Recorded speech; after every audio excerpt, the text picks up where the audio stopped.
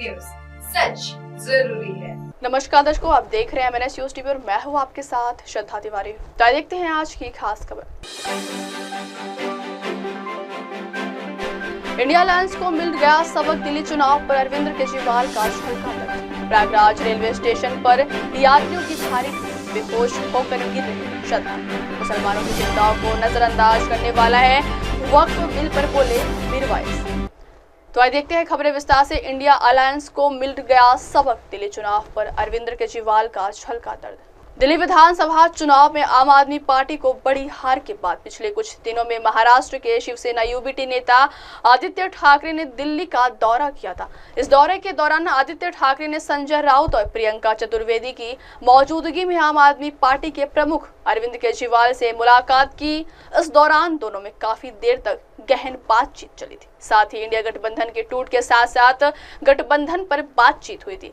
India गठबंधन के भविष्य के बारे में जब अरविंद केजरीवाल से पूछा गया तो उन्होंने कहा कि इंडिया गठबंधन ने सबक ले लिया है। तो वहीं आम आदमी पार्टी के राष्ट्रीय संयोजक अरविंद केजरीवाल से मुलाकात पर शिवसेना नेता संजय राउत ने कहा, हम आदित्य ठाकरे के साथ केजरीवाल जी से मिलने गए थे और हमारी बातचीत के दौरान उनकी उदासी साफ झलक रही थी। उन्होंने कहा कि अरविंद केजरीवाल को इस बात का दुख था कि कांग्रेस दिल्ली में उन्हें हराना चाहती थी, नरेंद्र मोदी को नहीं हराना चाहती थी।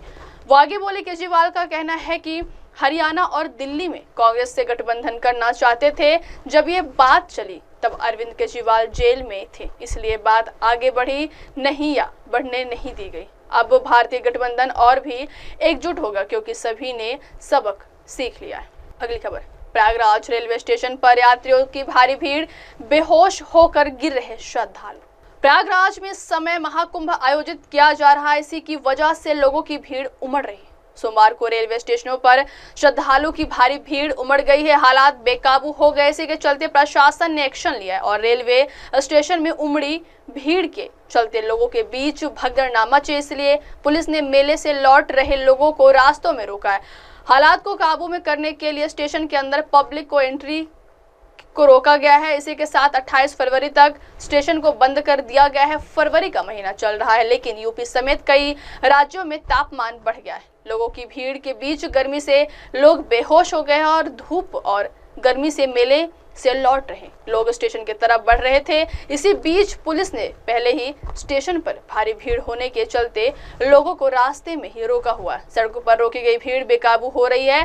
प्रयागराज के खुसरोबाग लीडर रोड के भी इंटर कॉलेज में लाखों की तादाद में लोगों को रोका गया है। अब वही महाकुंभ रेलवे स्टेशन पर लोगों की भीड़ इकट्ठी हो जाने के बाद समाजवादी पार्टी के प्रमुख अखिलेश यादव ने एक पोस्ट किया है। उन्होंने कुछ लोगों की वीडियो पोस्ट कर सीएम योगी पर सवाल उठाए। उन्होंने लिखा, सुन लो यूपी का शासन और प्रशासन, श्रद्धालुओं के कटु अनुभव और वचन। अगली खबर, मुसलमानों की चिंताओं को नजरअंदाज करने वाला है वक्फ बिल पर बोले मीरवाइज। हुर्रियत कॉन्फ्रेंस के प्रमुख मीरवाइज उमर फारूक ने एक बार फिर से वक्फ विधेयक पर सवाल उठाए। उनका कहना है कि वक्फ बिल मुसलमानों की चिंताओं को नजरअंदाज करने वाला है और हमारी संस्थाएं स्वतः खो रही है। इसके साथ ही उन्होंने जम्मू कश्मीर में शराब के इस्तेमाल को लेकर कहा कि नेशनल कॉन्फ्रेंस की तरफ से जो बयान आया है वो बेहद गैर जिम्मेदार बयान है। उन्होंने कहा कि जम्मू कश्मीर के बारे में ये कहना है कि ये टूरिस्ट प्लेस है और यहाँ शराब के इस्तेमाल की इजाजत मिलनी चाहिए, ये सरासर गलत बात है, हम इसकी निंदा करते हैं।